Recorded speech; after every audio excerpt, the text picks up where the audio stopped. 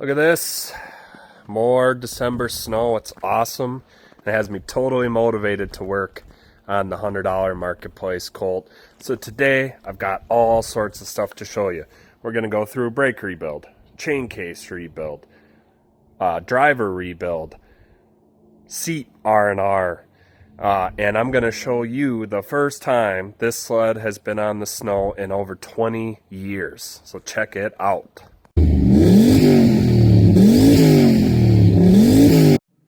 One more quick item here before we get the video started. I want to do a little giveaway. So I'm on infamousracing.com here, and I've got a few different merch options that I just uploaded, some different designs. So what I want to do, I'm trying to get the YouTube channel to 500 subscribers. Right now I'm at 370. So once the channel gets to 500 subscribers, if your subscriptions are public here, so I can actually see your name, I'm going to punch all of these names into a random generator and reach out to one of you, whoever wins, and give you your choice of a free t-shirt or hat. So all you got to do is subscribe to the channel, costs you nothing, and then maybe you'll get your chance at some free merchandise. Thanks, guys. Now the next step to actually get this thing on a test drive is we got to figure out this locked up brake. Like I showed you before, reservoir is super crusty with some old oxide stuff.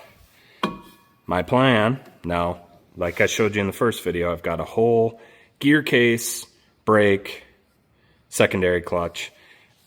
This is installed already. I want to see if I can get it to work. So that's what I'm going to try first. I'm going to take this secondary off.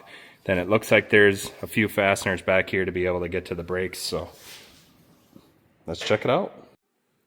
I have got another update for you. Got a total hodgepodge of parts going here with both gear cases and clutches and everything. It's been difficult to try and get all of this stuff off of here. You already saw the struggles getting the secondary inner sheaves off of here. Now I am working through the brakes. So you can see why this guy was no longer mobile. So I've got EPDM O-rings coming from McMaster-Carr, way more than I need. I think one of them's like 100 pack, but it's difficult to find both O-rings in one, EPDM kit off of something like Amazon. I can find them with the smaller one, but not the bigger one. Yada yada. I'll put a link in the description on which O-rings I'm buying. So I'm trying to figure out what I am all putting together here, and here is my plan. I am going to take the secondary clutch that was original on there, because these sheaves I'm obviously going to have to clean up, but they are less gross than these. Now, the outer cover on the gear case that I got with it's got a crack here, so I think I'm going to use the other one.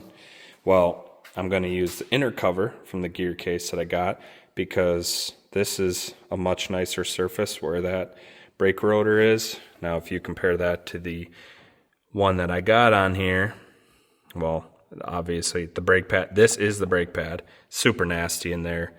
Don't want to use that. So I'll put my new bearings in this one that I got with it. I'm going to use the rotor that came with the spare one. So yeah, total hodgepodge. I'm going to use this cover, this kind of back brake cover from the original gear case, because they had a bunch of washers and stuff on the one that came on this, because it's got a bunch of tabs broken off. So yeah, total hodgepodge. Gonna put two together, make one semi-good one. It'll work, I think.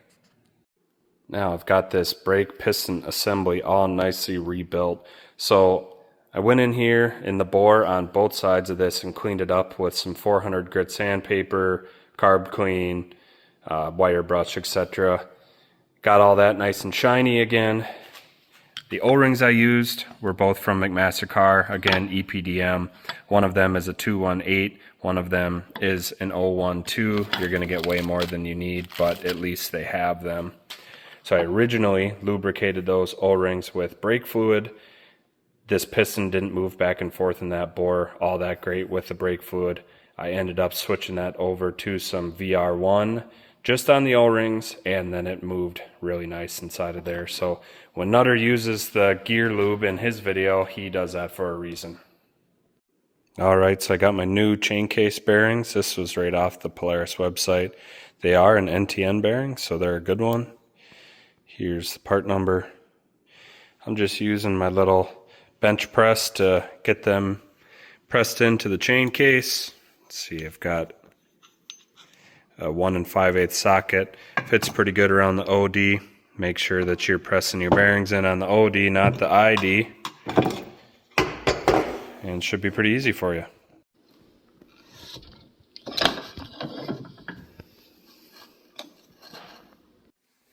Alright, so I'm going to show you how I'm taking these rivets off the backside of here. Now, instead of drilling, because I knew I'd have to drill at an angle because these drivers are close to each other, I decided to try a punch first, and this actually works really good. So I've just got a cheapo Pittsburgh punch, standard framing hammer. Go up against one of these, try and get your chisel kind of flat.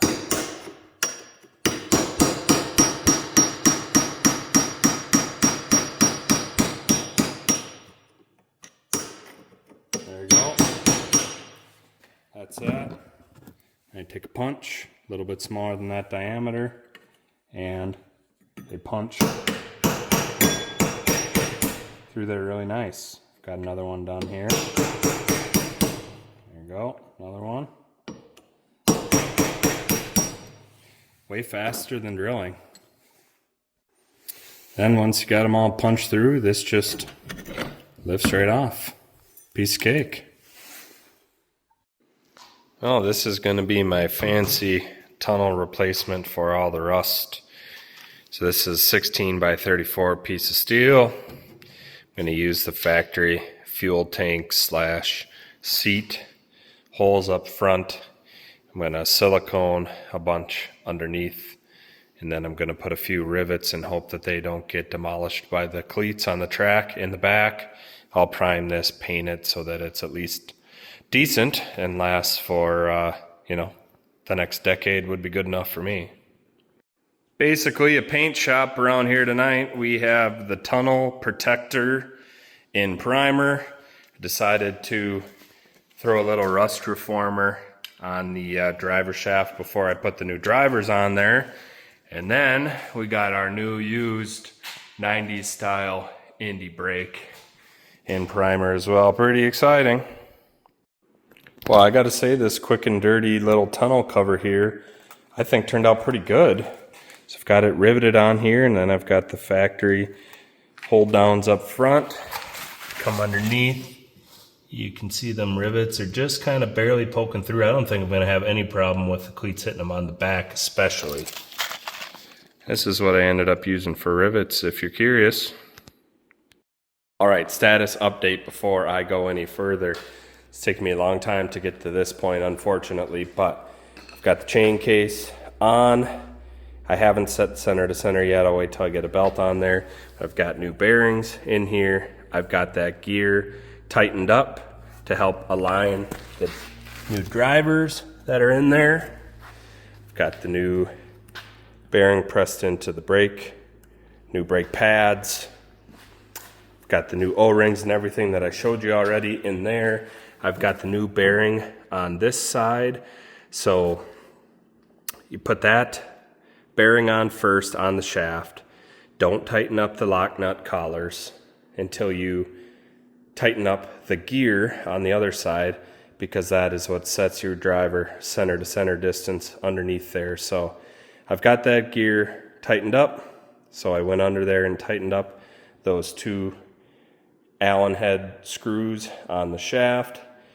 My goal is to get this thing running this weekend, so I want to get the new BrakeMaster cylinder that I got together, new plastic line kit, all this stuff wrapped up. I want to drive this thing. We got freaking snow outside. Here we go.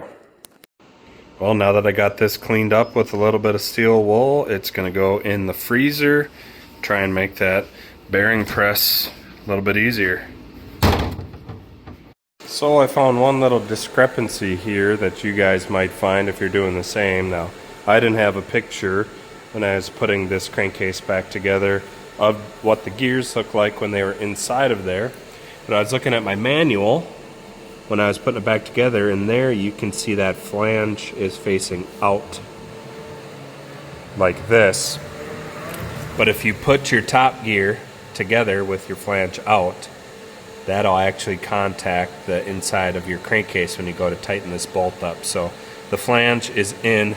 Your bottom gear has a flange on both sides, so that doesn't matter. But flange, this piece in, not out. Well, it is back together. So I had the help from Zach here today, double teaming this thing in order to get it on its first little test drive. We're still planning to take the engine out to do crankcase seals, but we've got belt on here, we've got the chain case all buttoned up, we got the new plastic brake line on here. We are leaking ATF out of the chain case because I'm still waiting on the new seal. We've got our air cleaners on here, basically everything all wrapped up.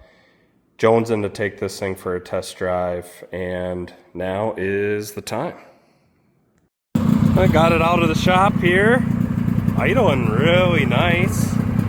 Zach brought his new to him Cobra down here too, so we're fixing to go do a little riding here.